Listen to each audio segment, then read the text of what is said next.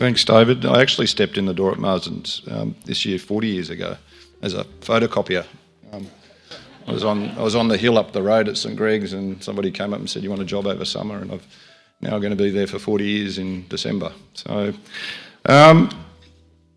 welcome. I saw some of you enjoying the sun outside. My late great senior partner used to say there were two great cities in the world. One was Rome and the other was Campbelltown, and you can see today that that's clearly the case. That's why we've got so many good people here today. I was going to title my paper, "The More Things Change, the More They Stay the Same." But the reason I'm talking to you today is because things do change, and I get this gig every year to talk to you about the things that have changed in the local government, planning, environmental law sphere.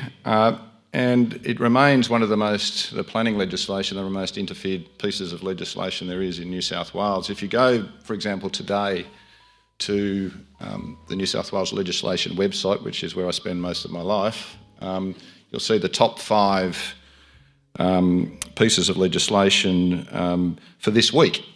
4 of them were planning pieces of legislation. So the first one was the Education and Care Services National Regulation, the childcare regulation, childcare centres. That seems to be still one of the most popular forms of development that I'm dealing with. The Exempt and Complying Codes Development Code SEP. The one in the middle is interesting, the Crimes Act. That's the third most. The EP&A Act is the fourth, and the Housing SEP is the fifth. So out of all legislation in New South Wales, the top 5, 4 of them are the planning-related legislation. It shows you how much interest we have in New South Wales in that kind of legislation in that area of law. The topics that I wanted to deal with today, they're wide and varied. That's them on the board at the moment.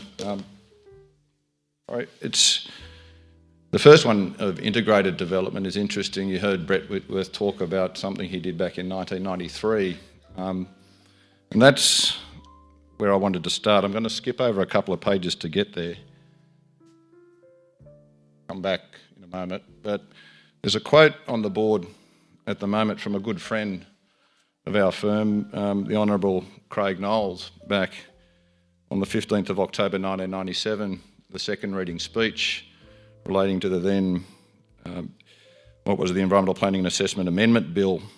I came across this in preparing this paper in relation to integrated development, but that bill dealt with a number of matters, and I just want to read it to you. The Environmental Planning and Assessment Amendment Bill represents the most fundamental change to the laws associated with land use planning and assessment in New South Wales since the introduction of the Environmental Planning and Assessment Act in 1979. At that time, the creation of the Environmental Planning and Assessment Act reflected substantial community concern about the failure of the then Part 12A of the Local Government Act. I actually remember that Part 12A, I had to deal with it, to meet contemporary community standards in land use planning and assessment. Today, the same concerns are frequently expressed about the Environmental Planning and Assessment Act. Almost 20 years of legislative accretion, court precedent and administrative practice, together with the rise of other pieces of land use legislation, have created a land use and assessment regime that is long overdue for an overhaul. Everyone agrees that as a whole, the current system for assessing new developments has lots of problems.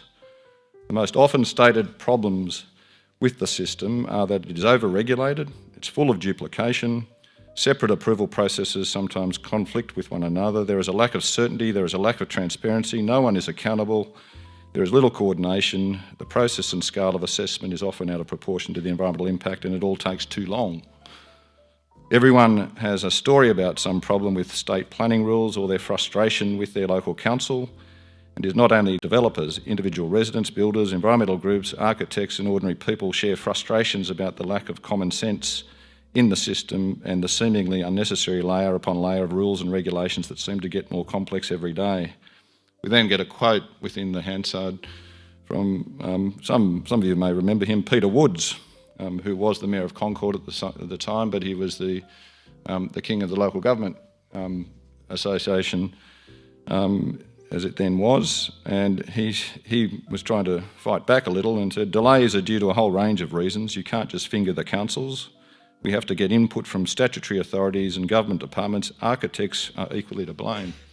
I could write exactly that same piece for the Hansard now 28 years later, in terms of the way that we've moved on and changes and how we've gone back in a full circle of the way in which the planning legislation works in New South Wales. That was in the context of, though, the integrated development provisions that Brett spoke about that he started working on in 1993 that came to fruition in 1997 in that piece of legislation. What I do, though, want to talk to you about is some cases that have dealt with integrated development, because it's now been made even more murky than what it was at the beginning of this year. So I want to go back. So if any of you have access to the dark web, you can actually get onto the planning portal. I can't, I'm a lawyer, I can't get into it unless I create an account and do all this sort of stuff that then makes me, gives me an ability to lodge an application. So I can't even tell you at the moment what you need to do to lodge a development application, because it's in the portal. You have to go into the portal to work out what you need to lodge a development application. It's not specified in any regulation other than the regulation telling you go to the portal. But I found this application form, at least. It was a hard copy document. And I've redacted the relevant parts so you can't see any of the private information about the applicant in this particular case. It has, that's part of the first page. Some will be familiar with the application that generates once you're on the portal when you put the information in. The second page has a section in it called Related Planning Information, and the first question that's asked in that is the application for integrated development. That question's been around for a long time. In this particular case, you'll see the answer given on the application form was no. So what is integrated development? There's a definition in section 4.46 of the Environmental Planning and Assessment Act. Integrated development is development not being state significant development or complying development that, in order for it to be carried out, requires development consent and one or more of the following approvals. A pretty simple definition. You need development consent and you need one of these other approvals. You're therefore integrated development. The most common ones that we tend to deal with are probably the Roads Act, one down the bottom of the screen at the moment, where you might need to do some work on the road as part of your development. That has an exception though. If the Roads Act work needs to be done on, needs a council approval, so the Roads Act approval comes from the council, well then it can't be integrated development because it's specifically excluded from being integrated development. I'm not going to get into the whole debate about who owns roads, but generally councils own most of the roads in New South Wales other than freeways. The other two are the Rural Fires Act and the Water Management Act, where they're the most common ones that come up in terms of determining whether or not development is for integrated development. And the Water Management Act, the Rural Fires one is the Bushfire Safety Authority that you need if you're in a bushfire prone area and you're a certain category of development. And then the Water Management Act, you've got the things like the aquifer interference approvals, where if you're digging a basement you might need to de-water or need approval to interfere with the aquifer that you're penetrating. And then you've got the controlled activity approvals that come through the Water Management Act. So they're the old Rivers and Foreshores Improvement 1948 Act, where you're within 40 metres of a river or an estuary and you're carrying out an activity or work within that area, you're going to need an approval, as well as many other approvals under that piece of legislation that you might need in order to facilitate or carry out your particular development. So when the bill came out that introduced this legislation, it had an explanatory note attached to it, and part of that note said, for local development, the consent authority, if it proposes to grant development consent, must obtain from each approval body the general terms of approval, any approval proposed to be granted by it. A consent granted by the consent authority must be consistent with those general terms, and if the approval body won't grant the approval, the consent authority must refuse consent. A lot of words on the board, you don't need to read all of those, but that was what the Minister said specifically when he introduced the bill relating to integrated development. So the important parts of that is, the Minister said, when a proposed development requires development consent plus one or more approvals under certain other legislation, the new assessment process will provide that the Consent Authority must refer a copy of the application and any later public submissions received after exhibition to the relevant ministers and state agencies to be called approval bodies. He was quite clear on what he wanted in terms of the integrated approval legislation. It was a must, not a may or a choice that an applicant could make in relation to integrated approvals. We then get the court, though, that comes along in 2002 through Justice Lloyd in a case called Maul and Lipperoni. Now, the court takes a little different approach to what I think the Minister intended would happen with integrated development. There was a case up in Woy Woy Bay for a dwelling house that had been granted by the then Gosford City Council, and it was a challenge to the validity of that consent. One of the challenges in that case was to whether the council had power to grant consent in circumstances where it hadn't referred the matter off as integrated development to the relevant integrated approval body. In that case, it was a Rivers and Foreshores Act improvement approval that was needed because the development was within 40 metres of a particular river that was relevant for the purposes of that application. So the argument that the applicant took in that case was, well, this fell within the definition of integrated development, you didn't refer it, therefore there was no power to grant the approval for the dwelling house in that particular case.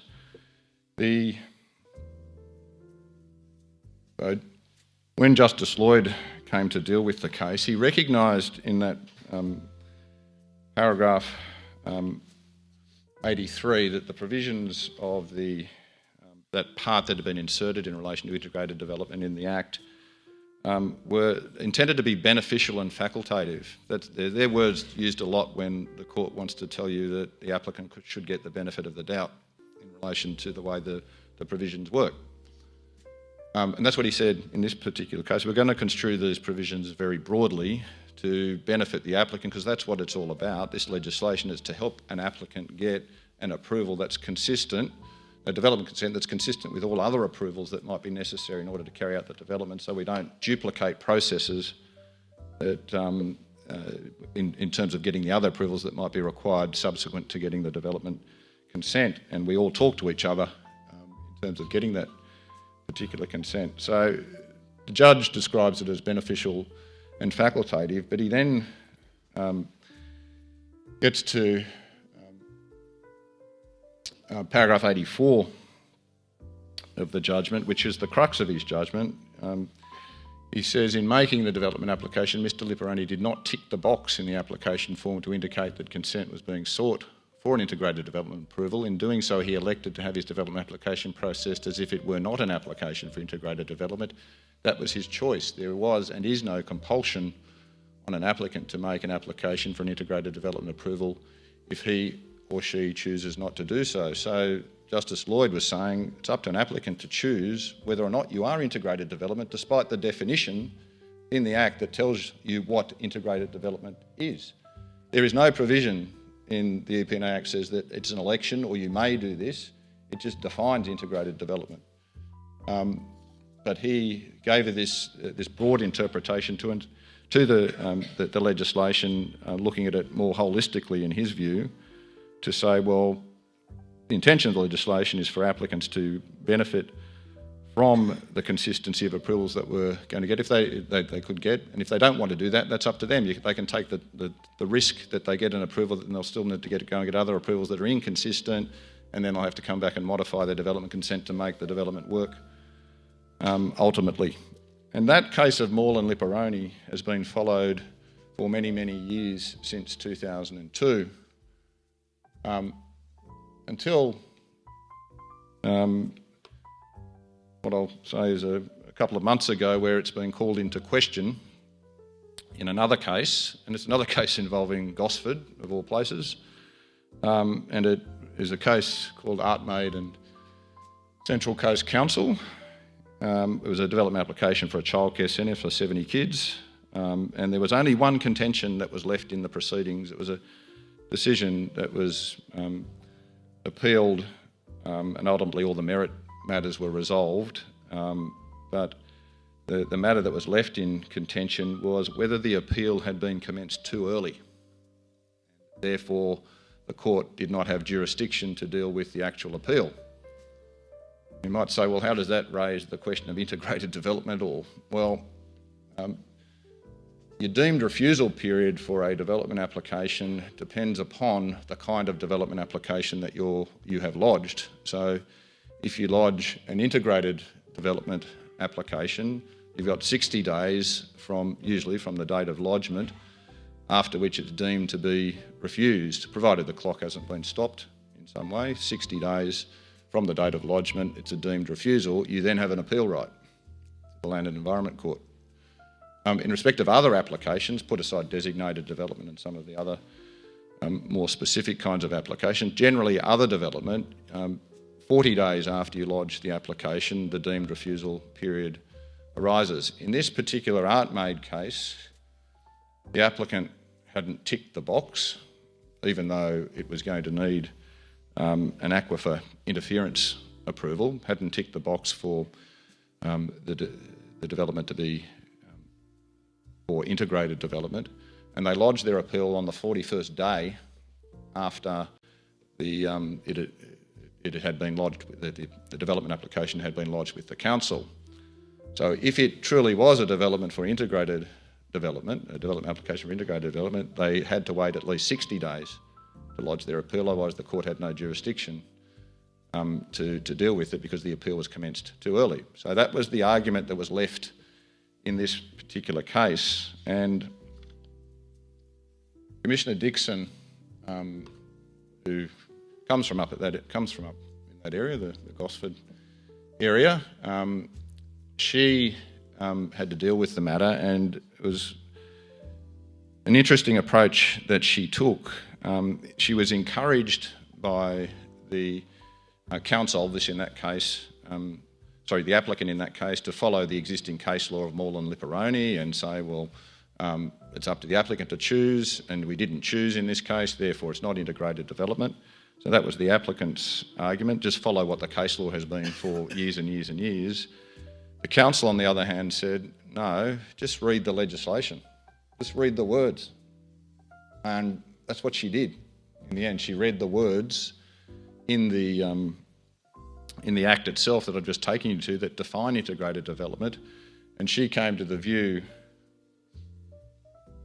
that's up on the screen at the moment, that whilst the development application form includes an option for an applicant to nominate that their development is integrated, in my view this does not subvert the effect of Division 4.8, which is the integrated development provision. In evaluating the development application under Section 4.15, a consent authority is required to take into consideration such of the following matters as are of relevance to the development, the subject of the application. In this case, one of those matters is the application of 4.46, which is the integrated development definition, and a determination of whether the development application falls within the ambit of integrated development as defined by 4.461 of the EP&A Act.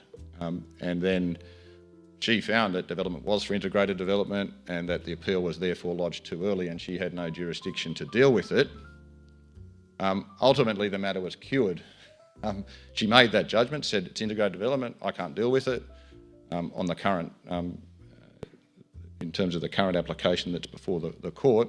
Ultimately, the parties came back to the court a month or a couple of months later and made an application under the Uniform Civil Procedure Rules to have the application that had been made to the court amended to treat it as if it had been lodged on the 61st day rather than the 41st day. And that was able to be done because both parties agreed to that being done, because the matter ultimately on its merits was an application that was worthy of approval.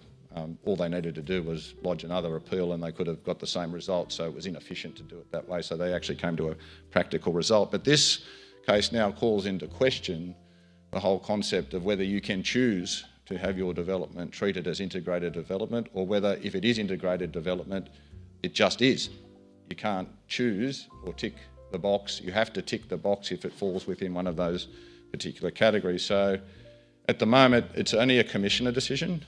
When I say only, this Commissioner has some legal background as well, but it's something that will probably have to go further and be determined by a judge of the court to give us some more guidance on how applications should be treated. But from a council perspective, you need to understand this. From a developer perspective as well, how are you going to frame your application when you're putting it into the council, and take that matter on board.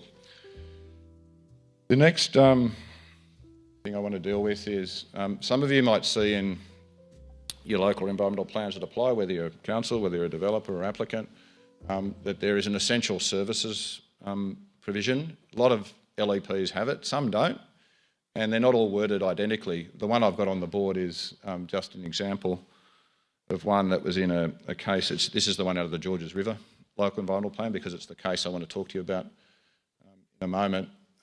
But you'll see that this is what they call a condition precedent type of condition, or a matter that you need to be, as a consent authority, satisfied about and form a positive opinion of satisfaction about in order to have the power to in fact determine a development application. So in the wording of this particular clause, the consent authority has to be satisfied that any of the services that are listed there from A to F, if they are services that are essential for the development, that they are either available at the time of determining the development application, or that adequate arrangements have been made to make them available when required for the particular development. There was a case recently that involved this parcel of land here. So what was proposed was to develop this number 12 here for a dual occupancy development. There was going to be a dual lock on pretty close to where that existing building is, so that was being demolished, dual lock there. Then there was going to be a subdivision and another secondary dwelling or dual lock in this area here. That secondary dwelling had to get access through here, David Place. See that little strip of land there? That's what the council called a development control lot. We used to call them grudge strips. So the council had created this little lot which it owned because it had funded the building of this road.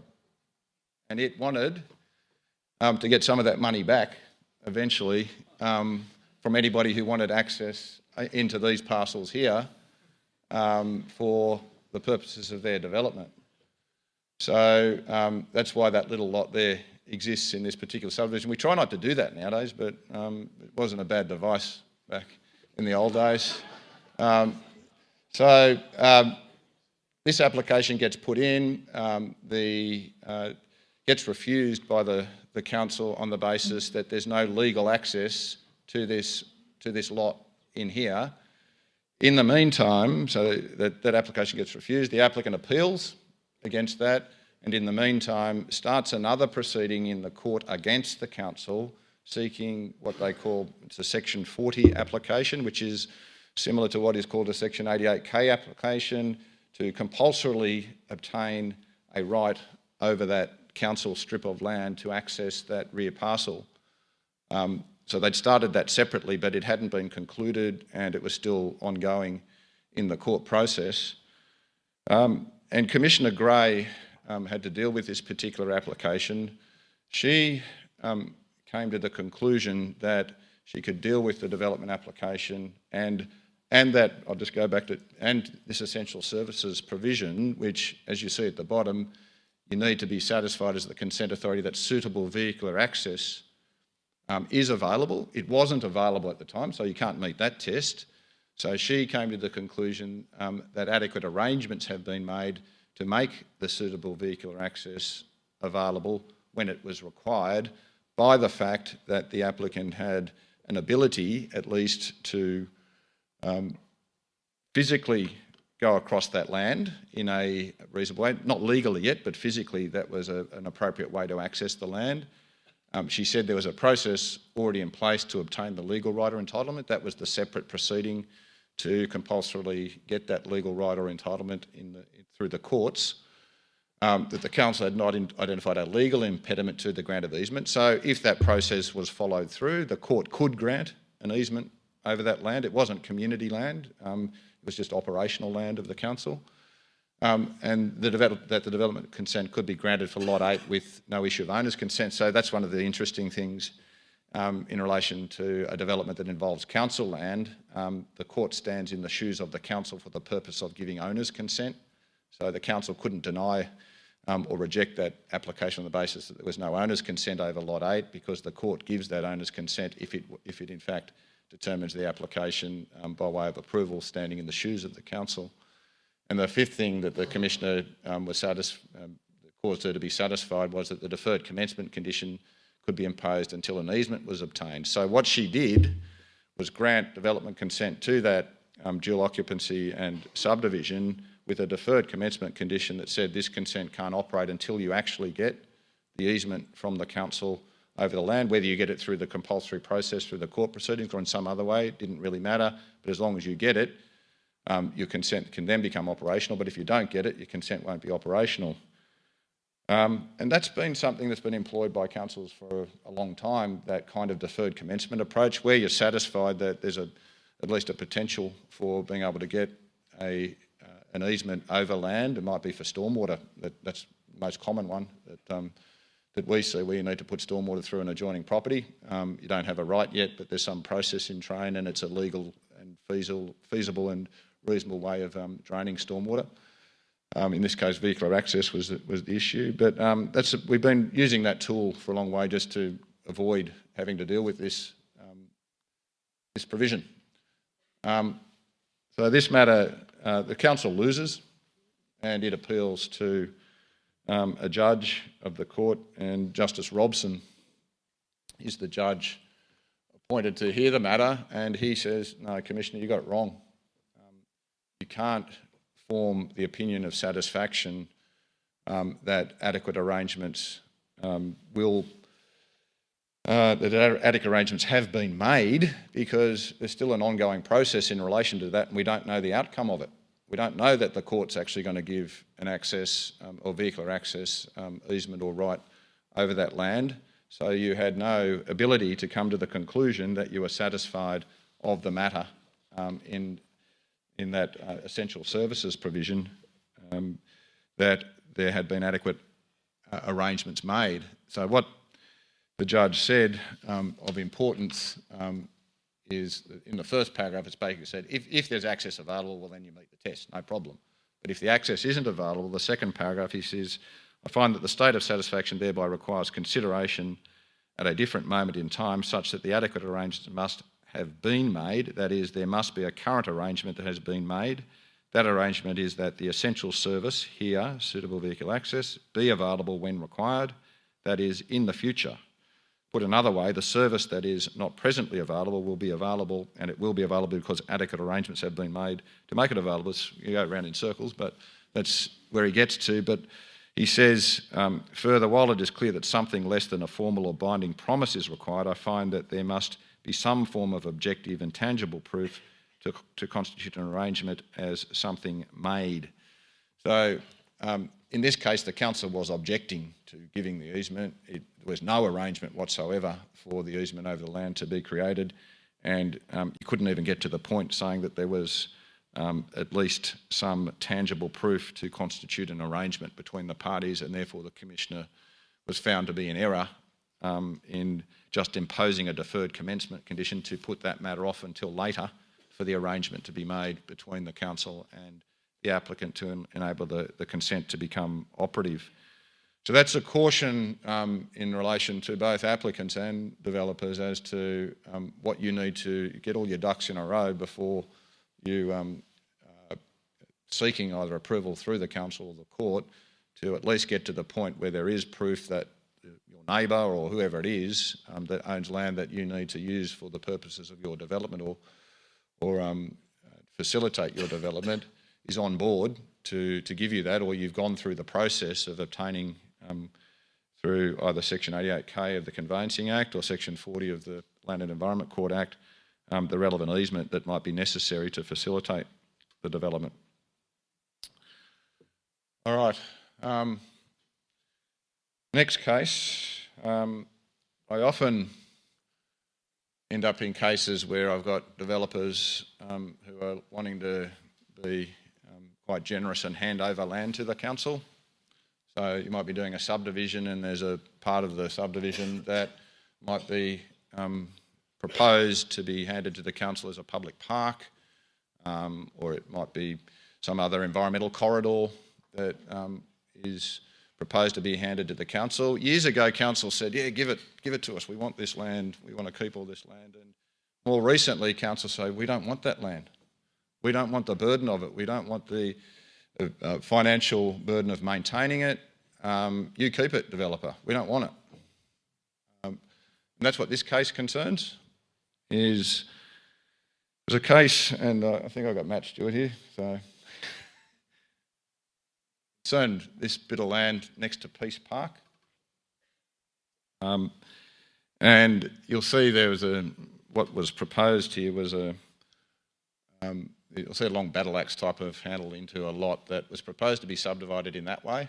So I'll just go back to it there, that's the land. So there's a battle axe handle that continues up the page. This doesn't contain the whole of the battle axe handle, but it continues up the page and onto the road. But it was in essence what is a subdivision into some, it was a community title subdivision into some residential lots, with lot 1 being the community property.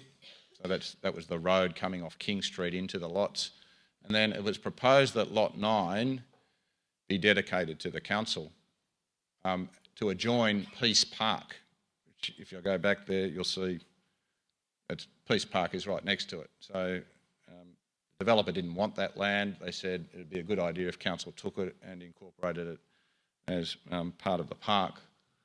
There was a little note that I've got in red circled up there that was on this particular plan of subdivision. If you can't read it, what that note says is it is intended to dedicate Lot 9 to the public as public reserve in accordance with Section 49 of the Local Government Act 1993. And what Section 49 says, it's really only paragraph 1 of 49 that's relevant, that it says on the registration by the Registrar General of a plan on which land is marked with the words public reserve, or a transfer or conveyance to council of land identified, that land is dedicated as public reserve and vests in the council as an estate in fee simple. So in essence, if you have a notation on a plan of subdivision that says a certain land is lot within the subdivision is to be dedicated as public reserve, Section 49 of the Local Government Act will operate once the plan is registered to give it to the council. It happens automatically once the plan is lodged at the Registrar General's office. What the applicant said in this particular case was that the best use of that, what I'll call the handle, that lot 9, was for it to be incorporated with Peace Park, and that council should accept it and assume responsibility for the maintenance of it. And they referred to a case that was an interesting case I'll come to later as well, of Justice Preston of Gold Coral and Richmond Valley Council, where in that particular case there was a similar circumstance where the council was opposing the handing over of a piece of land to be as public park from the developer to the council. And you'll see what is on a set about that in the Gold Coral case. He says the council also opposed the dedication of lot 147, which was the proposed park. And he says its reason was tenuous. The council said it does not have the financial, human and material resources to manage and maintain the local open space and parks which it currently has, and is considering disposing of the existing parks. In these circumstances, the council submitted it cannot accept and manage an additional local park. I reject this reason. He then says at 177, and this is really important, I don't know whether he's in the real world, but with respect to the Chief Judge, the management of local public parks is a fundamental responsibility of local government. If the council is not coping with the management of existing public parks, it needs to improve its performance. Discriminating against the residents of one neighbourhood, the residents of the proposed residential estate on the land, by not accepting and managing a local park for those residents is not equitable. Gold Coral will establish all of the facilities in the landscape in the park before dedicating it to the council. The council only has to maintain the park afterwards. Some of you, I heard the groans in the room, would see where that is not something that is, councils nowadays, the limited resources they have, this is a real problem. It's not just 2 paragraphs of a judgment throwing it away. And what I'm saying is if you're a responsible applicant or developer, yes, you are building the park, but you're also, if you're going to hand it to the council, making some financial accommodation in relation to its maintenance as well for an ongoing period, because that park forms part of your development ultimately, and you want to make it look good and keep it looking good for a period of time. So generally you can sort those things out, but where you just want to hand something over and give the council the burden, well then the Chief Judge thinks that that is okay. So that judgment gets applied in this Canterbury Bankstown case, where what happened was that the commissioner who was dealing with the matter, you can see what she said, that the respondent has given no compelling or credible reason for not accepting the dedication of Lot 9, so that's the public park lot. And I agree with the respondent that it would not be in the public interest for Lot 9 to be retained in the private ownership of the applicant. I agree with the applicant that it is practical and logical that the strip be added to the park.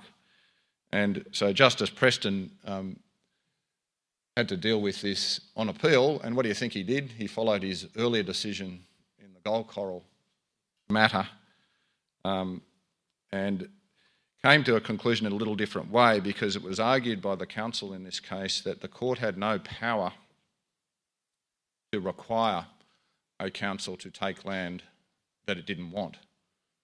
He said, I'm not doing that, or the Commissioner didn't do that in this case. All it did was approve a development for a subdivision.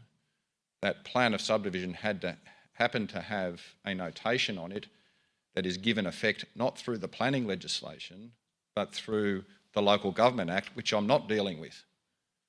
So I'm not offending the general principles that would say councils can only require dedication of land free of cost if it's in your contributions plan and it's in accordance with section 7.11, or it's by way of a planning agreement. So they are legitimate ways which councils can get land or have land dedicated to them, and in fact they are the only ways under the planning legislation you can do it. But this way, where the notation is put onto the plan, it's not a decision being made under the planning legislation in relation to the development, it's simply a notation that is given effect through other legislation, in this case the Local Government Act section 49, so is not offending that principle of imposing a condition that is not authorised by the Environmental Planning and Assessment Act. So that's the way he rationalised the decision, on the basis that he wasn't going to take the Commissioner wasn't going to take the notation off, he wasn't requiring the notation to be taken off, it wasn't offending any of the provisions of the planning legislation, and it would operate in a it would operate for itself later on when the plan of subdivision came to be registered.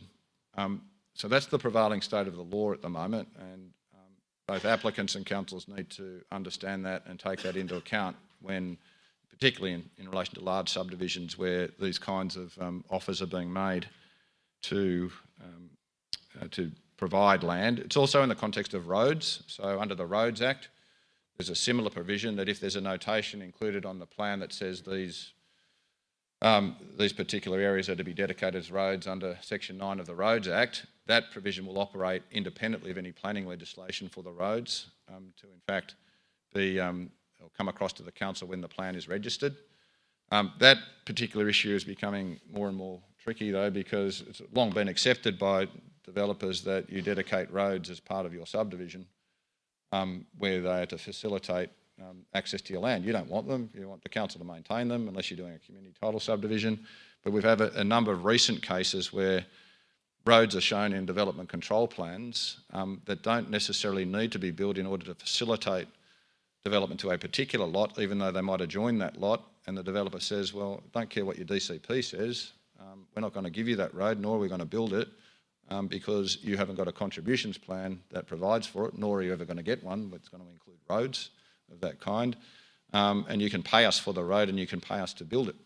Or you can come and compulsorily acquire it from us. So there's a little hiatus between, at the moment, as to DCP, great idea, but it's only a guideline. It can't force a developer to give a road, or in fact give a road free of cost, unless a voluntary planning agreement is entered into, because it won't be in your contributions plans.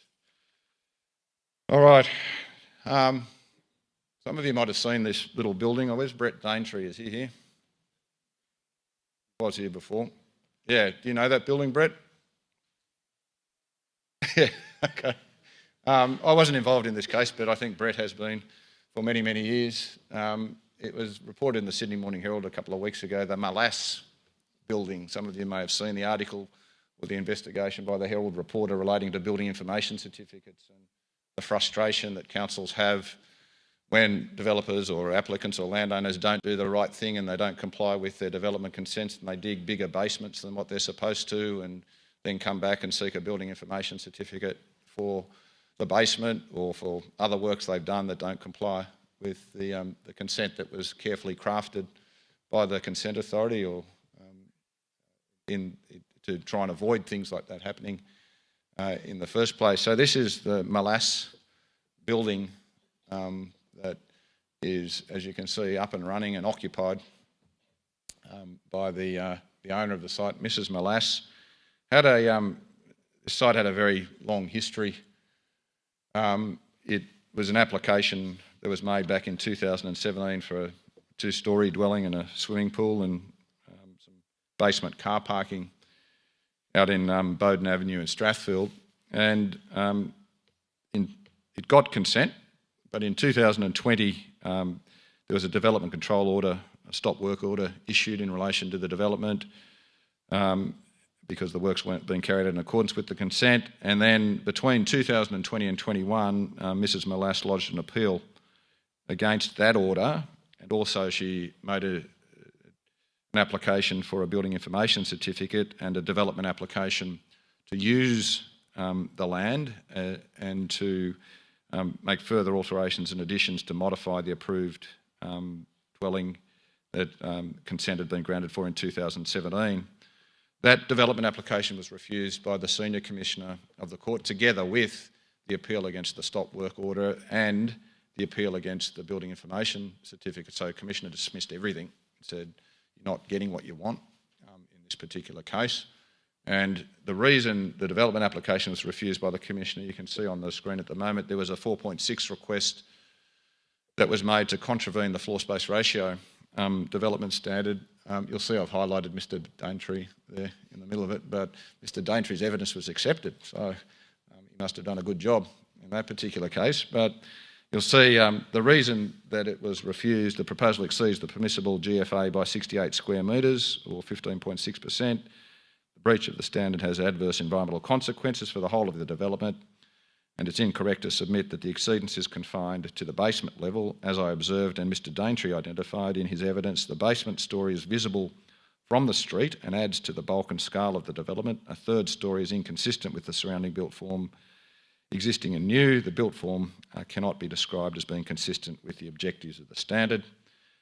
Although allowing the contravention does not, as the applicant submits, enable the proposed development to achieve important planning goals. And at 57, the Commissioner said, put simply, the environmental planning grounds relied upon by the applicant in her clause 4.6 written request do no more than to seek to promote the benefits of carrying out the development as a whole and don't justify the 68 square metre exceedance of the control that was evident in the development. So Mrs. Molass gets this refusal of all applications that she's made. Then she makes a new development application in January 2024 for partial demolition of the existing dwelling and some alterations and additions which she describes as responsive to previous litigation, including associated landscaping on the site. That's the description of the development in the development application form. That DA goes to the planning panel says no, and then there's an appeal lodged with the court. And And then there's this decision, which is a preliminary decision relating to the application, because the council sought to strike the application out from the court on the basis that it was an abusive process, because the application proposed had very little differences to the application that had been refused by Commissioner Dixon a few years ago, back in 2002. So the council argued that this matter shouldn't be allowed to proceed in the court because it was virtually the same as the DA was refused. There was a slight change to some articulation on the first floor. There was no new or factual or statutory change in circumstances. That the clause 4.6 request that was made was almost identical to the one that had been dealt with before. That the 2022 application that had been made and dealt with by the court had been amended 10 times before it even got to court at a final hearing in that particular case, and that the council would be severely prejudiced if it had to deal with this application again, prejudiced presumably in terms of costs being incurred in relation to the appeal. The council did accept that anybody can make multiple applications. So at a council level, when the application comes in, if it's for exactly the same development that's been refused a week ago, you still have to deal with it and you'll probably refuse it again. Court is a little different. Once you get to court, there is this concept of abusive process, that if you're continually litigating something that is already or has already been dealt with by the court, well then that's not an efficient or proper use of the court's resources, and you shouldn't be allowed to do that. But trying to prove abusive process is quite a high hurdle because the court is very reluctant to shut somebody out completely if there is some change to what case they're seeking to bring in different circumstances. So in this particular case, again, not all the words are important on this page, but the principles relating to abusive process and when a council can argue that an application shouldn't be allowed to proceed in the court were set out a few years ago by Justice Davies in the Court of Appeal in a matter of Cogger and Russo. And what Justice Davies says is it's an abusive process for an applicant to bring repeated applications to a court, such as the Land and Environment Court, seeking to re-agitate issues which have, as a matter of substance, already been determined in prior decisions. So that's a general principle. And at 15, he says the application of this principle is not precluded by the making of some minor changes to a town planning application or by reliance upon an argument or arguments which could have been put but were not previously put. If there has been no significant change in circumstances, the new application ought not to be brought. Otherwise, the application will appear to be a collateral attack upon the prior decision or decisions of the court. Justice Payne was asked to deal with this motion to strike out the proceedings, and she came to the conclusion ultimately that she wasn't convinced that it was an abusive process in this particular circumstances, and there were a couple of reasons that she relied upon. Firstly, she noted that the changes or physical differences between the two DAs, the 2022 one that had been dealt with by the court, or the 2021 that had been dealt with in 2022, and the new DA were qualitatively minor, so there was little difference in the numbers that were being dealt with in terms of the changes. But she said, I accept there are relevant differences in the development proposed from that in the 2022 application, and the parties disagree on whether those changes are qualitatively different for the streetscape and the neighbours, and that will be subject of expert opinion in this particular case. So that seems to be the reason in this case why she came to the conclusion I can't throw this out on an abusive process, because there was still an argument to be had about whether those changes were in some way changing the application sufficiently to make it one that had differences in the streetscape and for neighbours. So she gets to the point in this case at the last paragraph. There's also other arguments raised by the council, the fact they'd had to deal with a previous application that got amended 10 times. She said that's not relevant to an abusive process in terms of the new application. She also said the fact that council had other class 4 proceedings, so injunction type proceedings and other remedial action on in the other parts of the jurisdiction of the court, that wasn't relevant to an abusive process. So really she focused upon the fact that there were changes in the application that were sufficient to put it on the side of the line that meant that, that this particular appeal was not an abusive process, and that's the conclusion she came to on the last paragraph, paragraph 47. But this is an area that is, really standing out for reform. Council's resources, time, the financial burden in dealing with applicants who don't do the right thing, whereas most people try to do the right thing, and how that might be reformed is something that I think we should be urging the government to look at, to try and at least have a process that is not going to end up in these kinds of proceedings where this one been going now since 2017. All right, who knows where those words are from? Yeah, there you go, Rolling Stones. Some of these judgments of the court, they're getting a bit carried away with some of the quotations. This is Commissioner Walsh, and he was dealing with the zone objective in the R2 zone. Some of you will be familiar with that particular objective of the zone. It's a common objective to all R2 zones. It's one of the mandatory objectives that come out of the standard instrument, and it's the matter that was subject of this case at Billiard Avenue in Elizabeth Bay in Sydney that I want to talk to you about in the context of that particular little Rolling Stones quote. So this was a case, it's an important case for two reasons. One is the Chief Judge gives some guidance on interpreting zone objectives when it comes to looking at in this case it was the R2 zone he was looking at, the low density zone. And it's also important in the context of how cases might be managed by councils where they've reached an agreement or are generally happy with a development in the context of court proceedings.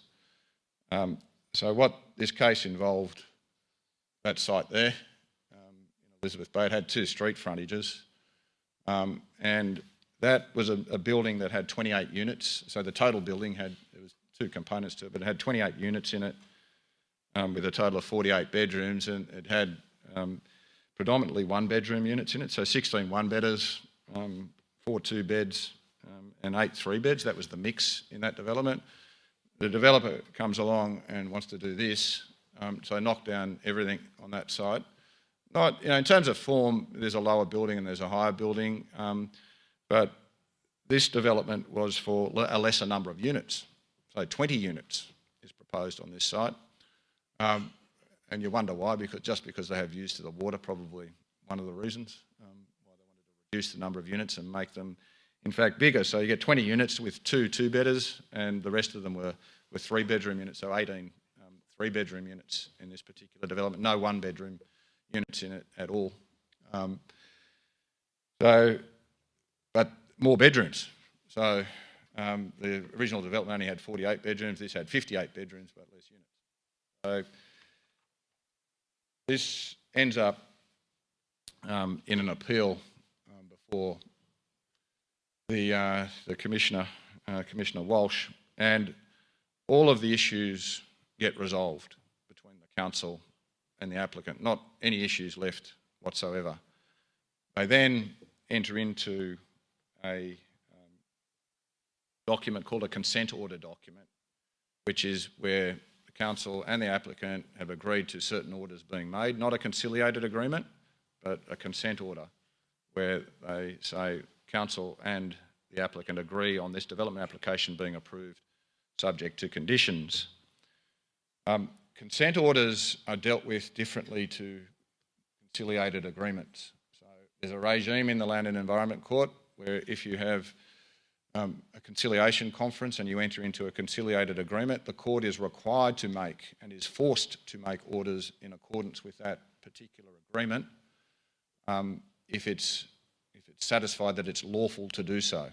So it has to be satisfied of conditions precedent and jurisdictional matters. So, for example, that provision I had on the screen a moment ago, the 6.9 provision about essential services, that's a condition precedent. The court has to be independently satisfied of that matter.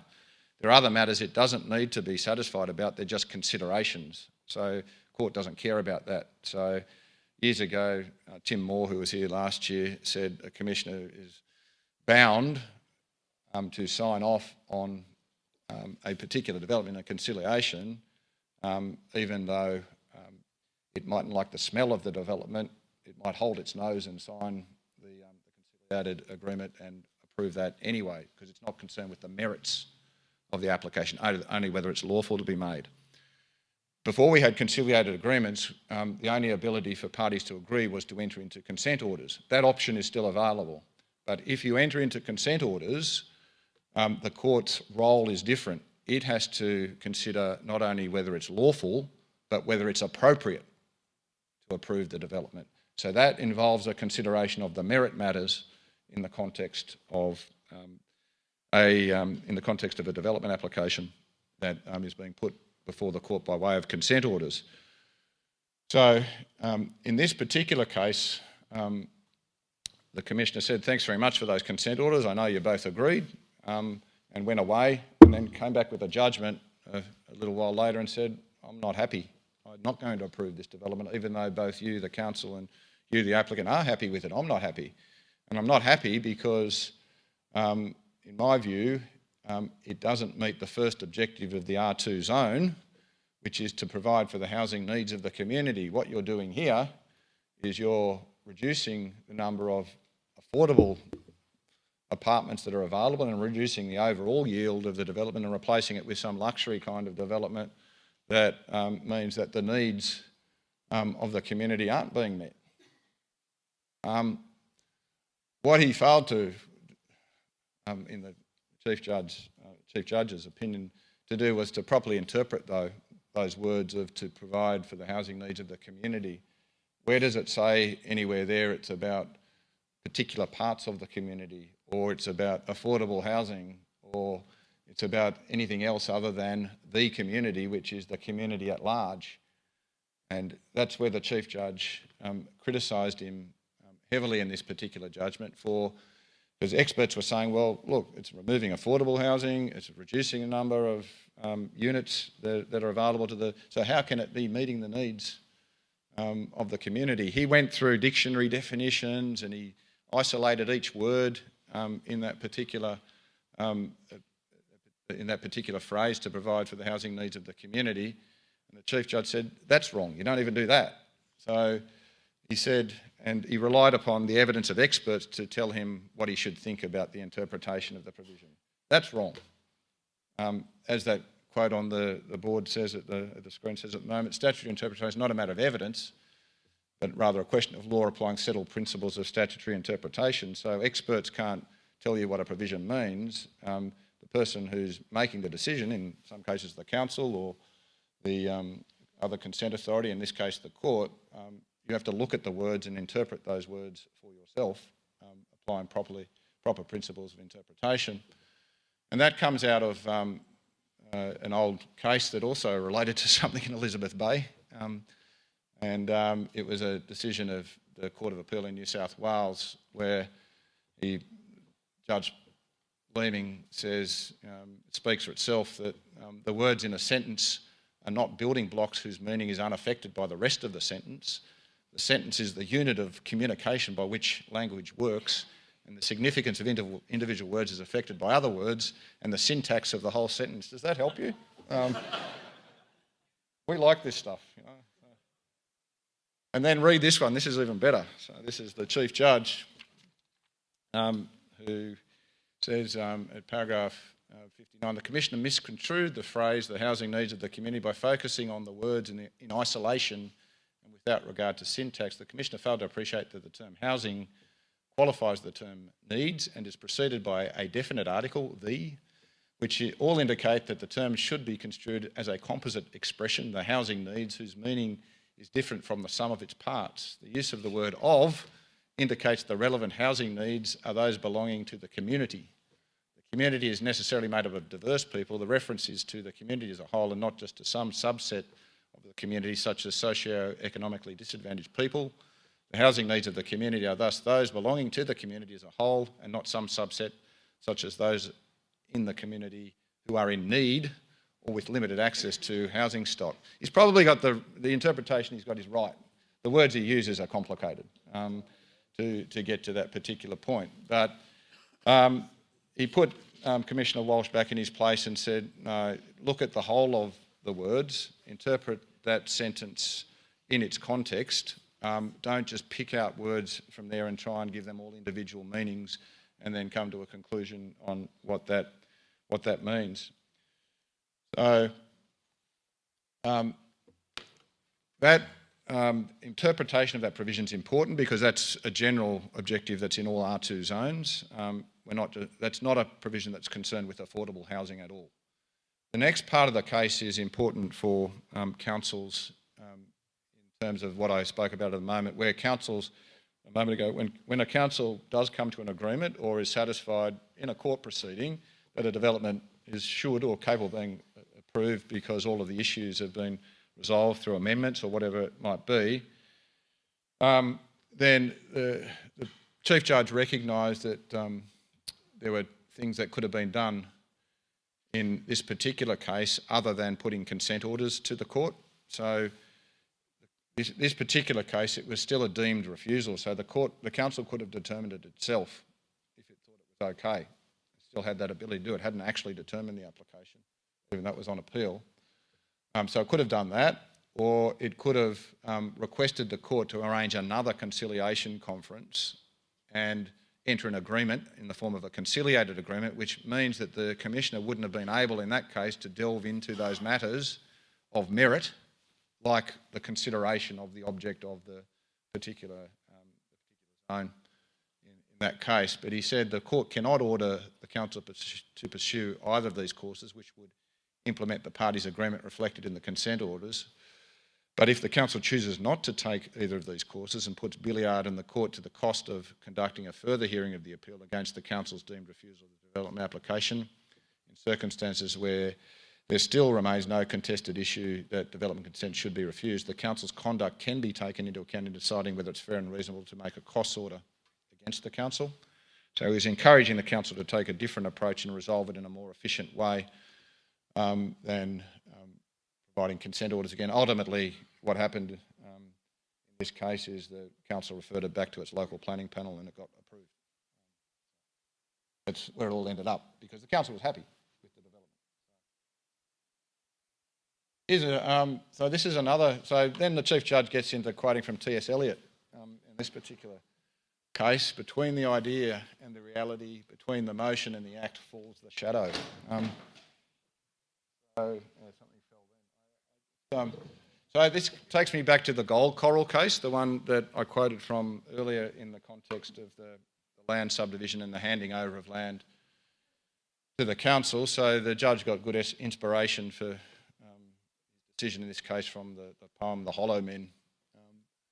And it relates to a site that has been controversial for many, many years up in Evans Head. It's involved, some of you might recall it, but it was on Iron Gates Drive where there'd been a lot of illegal development done, unauthorised development over many years. And the site, it's the right-hand, the site is the whole of the yellow, but it's really the right-hand portion of the lot that was relevant for the purpose of this particular application. So you'll see I've got a red circle on the screen. That's an area that's identified as being coastal wetlands on this site under the Resilience and Hazards State Environmental Planning Policy. The development that was proposed as part of this application that the Chief Judge was dealing with, and you can see on that site there had been a lot of clearing that had happened down here in the past and other works that had happened on this land. There'd been, along this Iron Gates Drive, there'd been all the sorts of works done to try and get this land to a point where it should be capable of being developed. But it had been identified as a parcel that had zonings on it that allowed subdivision and development of it for many years.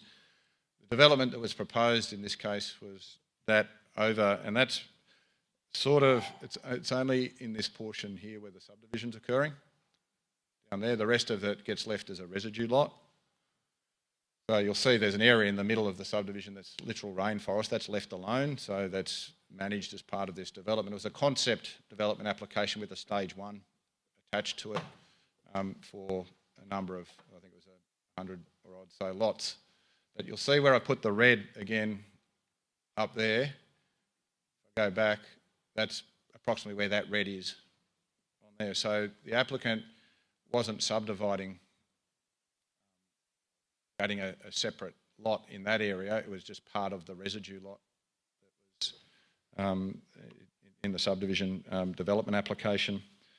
The issue, there's an issue I want to get to in this case, but I just want to go to some good words from the judge, again in the context of his poem. So there was a number of respondents in this case. There was the council, there was a member of the local Indigenous community, and then there was another community group, I think. But the judge says the council's, Ms Barker's and the community's opposition are founded on ideas about the development proposed in the amended development application, the environment affected by the development and the law applicable to assessing the development application, which are not reflective of the reality of the development, the environment and the law. Thus, my reference to T.S. Eliot's observation that there's a shadow between the idea and the reality. The shadow may be dispersed by shining a light to illuminate the reality of the development, the environment and the law. Let me explain. He goes on, the idea of the development is founded and framed by the excessive and allegedly unlawful developments carried out on land by the previous landowners, as well as the more extensive and less environmentally sensitive development originally proposed by Gold Coral in the development application first lodged in 2014. Those developments and their perceived unacceptable environmental impacts are seared in the memory of the council, Ms Barker and the community. Then he gets to it at 7. The reality is that none of those developments is now being proposed by Gold Coral. Gold Coral has amended the development application to propose a residential subdivision that is less extensive and confined to areas of the land that have been previously cleared and many times over many decades so as to avoid significant impact on environmentally and culturally sensitive areas of the land. So what he was saying in that case was, yes, there was lots of bad stuff that happened in the past in relation to this site, but this applicant has come with a proposal that is completely different to what has happened in the past and is seeking to do a development that is much more sensitive than anything that was proposed to be done or was done in the past, either unauthorised or otherwise. This case, though, is relevant in a more legal and technical sense in terms of a provision I did speak briefly about last year, and that was a provision that is in the hazards SEP, the resilience and hazards SEP. It's a clause 2.7 that's in essence provides that development for which consent is required other than development for the purpose of environmental protection works is declared to be designated development for the purposes of the Act. So it's a provision that applies to land that is affected by the coastal wetlands and littoral rainforests mapping, which this land was affected by. So if I just take you back to that map, that blue is where the land is affected by the coastal wetlands on the mapping. So this clause applies to, in essence, in its second subsection, development for which consent is required by subsection 1 other than development for the purpose of environmental protection works is declared to be designated development for the purposes of the Act. So the council was arguing in this case that this was designated development because this was other work, any other development, so that's the provision on the screen at the moment, it was any other development that was being carried out on land identified as coastal wetlands. But you need to read those words carefully. It says the following may be carried out on land identified as coastal wetlands, on the coastal wetlands and littoral rainforest area map only with development consent. And then it says the carrying out of any of the following. It has a list of things. And then at D, it says any other development. So if you are any other development that's not listed there already, you should be designated development for the purposes of the clause. So the council says that's the case. The subdivision is other development, and therefore the development's on land, that is coastal wetlands mapped, therefore you're caught by the provision. Chief Judge doesn't agree. He says in this particular case that the subdivision itself, first of all, wasn't dividing where the coastal wetlands land was. It left that area as part of a residue lot, so therefore there wasn't actually a subdivision occurring. of that part of the land. That's the first paragraph on the screen at the moment. So that was one of his conclusions. It remained that area that was the coastal wetlands in that little red circle that I had remained intact, not divided. He then went on to say that also, although subdivision of land is development as defined in the Act, the mere subdivision of land by the procuring and the registration of the Office of the Registrar General of a plan of subdivision without undertaking any physical work doesn't involve the carrying out of development on land. So that provision, as you can see, is about carrying out development on land, which is in the first paragraph. The following may be carried out on land. He says subdivision without any physical works being carried out is development of land, not on land. So therefore, subdivision is not captured by this particular provision, and therefore the development was not designated development. So a very fine distinction, and it shows you how words are important in the context of these provisions that Parliamentary Council drafted, even though they may have had an intention that subdivision was caught, because they didn't specifically exclude it. The judge makes a very fine distinction between subdivision being, you subdivide, when you're subdividing something, you're doing a subdivision of land, you're not doing a subdivision on land. So therefore it wasn't designated development. Just a couple of things to go. I'm going to hand over to some others, but just wanted to refer briefly to this little case in Inner West Council area. It was an application dealt with by Commissioner O'Neill, where we had this dwelling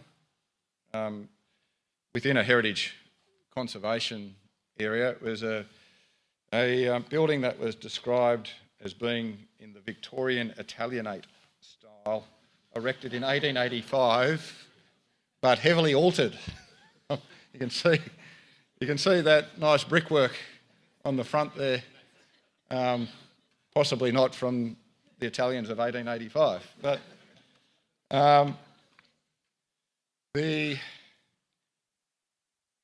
what this case was about, though, was there was a character statement that went in the council's DCP that related to the heritage conservation area.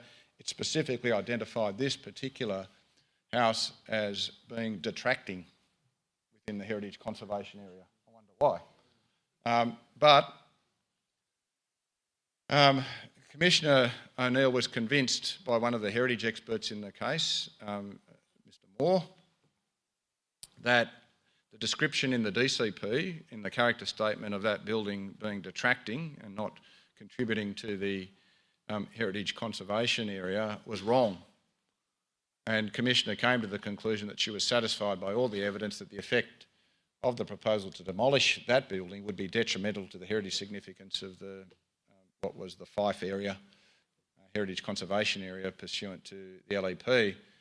That decision went on appeal again to the Chief Judge, and he didn't agree that the Commissioner was wrong in coming to a different conclusion to what the DCP said about the what was the heritage significance of that particular building. And ultimately, reading those two paragraphs, he said, yes, the Commissioner was required to look at what the heritage character statement was in the DCP, but she wasn't bound to have to agree with it. So she was able to, on the expert evidence, come to a different conclusion, despite it being identified in the DCP as being a detracting building, that it was in fact something that did have some significance and that its demolition would impact in a way on the heritage significance of the file HCA that meant that the application shouldn't be approved. So it's, in terms of that particular decision, and heritage, we do a lot of heritage matters. Yes, the first thing you look to is the statement of heritage significance. You look to the DCP to identify contributory and non-contributory items, if there are any that are listed. But ultimately, you need to come to a conclusion on your own, guided by expert evidence, as to whether or not there is going to be an impact upon heritage significance as a result of the development that's proposed that relates to that particular item. Finally, I just want to talk to you about a case for the future. rather than one that's actually been dealt with. Some of you are affected by the LMR provisions. RISE provisions, another acronym for planning law, but some of you might have tried, and I can see Dominic here. I've already dealt with Dominic Johnson from over at Mossman. We've had a look at this before, but when the government brought out these new provisions in Chapter 6 of the Housing SEP, it put out some indicative maps of the areas that were likely to benefit from the low and medium rise provisions in terms of the 400 and the 800 metre zone from the town centres. You go into that map and this disclaimer comes up. Thank you for visiting the low and mid-rise housing policy indicative map. While the maps provide an indication of lots that may be eligible to use the policy, please note that this is a guide only and should not be used to inform planning decisions. So you go to that map, right? So after reading that disclaimer and clicking that you're okay about that, this is a map that, this is the Mossman area, so you can see Spit Junction there in the middle, and there's also, in another local government area, you've got Cremorne and Neutral Bay further down as their town centres that are identified for the purposes of the low and medium rise. So the statutory line is a blue line that goes around the town centre. That is a statutory line. All of the tan shading is the indicative area of where you might be within 800 metres walking distance of that town centre, where the whoever is the little boffin in the department has tried to put tan over these areas with some tool. I don't know how that ended up over there, but there is an explanation as to why there's a gap there, because that's a different zone. So that's a C4 zone rather than an R2 or R3 or R4 zone. So that's legit. There is a legitimate gap. But you'll see, for example, in here, some of these lots, really a little bit hard to see, only part of them is coloured. Argument, right? So when we come to deal with this, you'll see that the provision or definition of low or mid-rise housing means land within 800 metres walking distance of land identified as the town centre, so that's on the statutory line on the map, or if it's within 800 of the public entrance or railway, metro, etc. They're all mapped as well, and it's for a light rail station listed in the schedule. So it's land within 800 metres. It's not lot, it's not allotment, it's land. So if only part of your lot is within 800 metres, can you do the low and medium rise housing on that particular lot? I distinguish it from this provision, which is in an earlier part of the housing SEP. This relates to affordable housing, and you'll see the words there that say this division applies to development that includes residential development if all or part of the development is carried out. It says for development on other land within 800 metres walking distance of land within a relevant zone or an equivalent land use zone. That works if you've got a lot that is partly within the 800 metre zone and partly outside of it. But this provision seems to me it doesn't, because it doesn't deal with those situations where part of a lot is within the area and part of it is out. In my, and that's, I'm not going to tell you what the answer is at the moment because we haven't run a case yet, but this is the one we want to run. So unless it gets amended. My understanding is the department are telling people as long as part of your land is within that 800 metres walking distance, well then you get the benefit of the provisions. I'm not so certain about that, but there will be a cure. There'll be an amendment that happens if that actually goes to court and it's found that it only does apply to that part that is within 800 metres. That's all I want to talk to you about today. There's a lot of things happening. Hope you got a little bit out of it today. I'm going to hand over to some people who are better than me to speak to you about a little bit of legislation for the next, what have we got, 30 minutes. So thank you.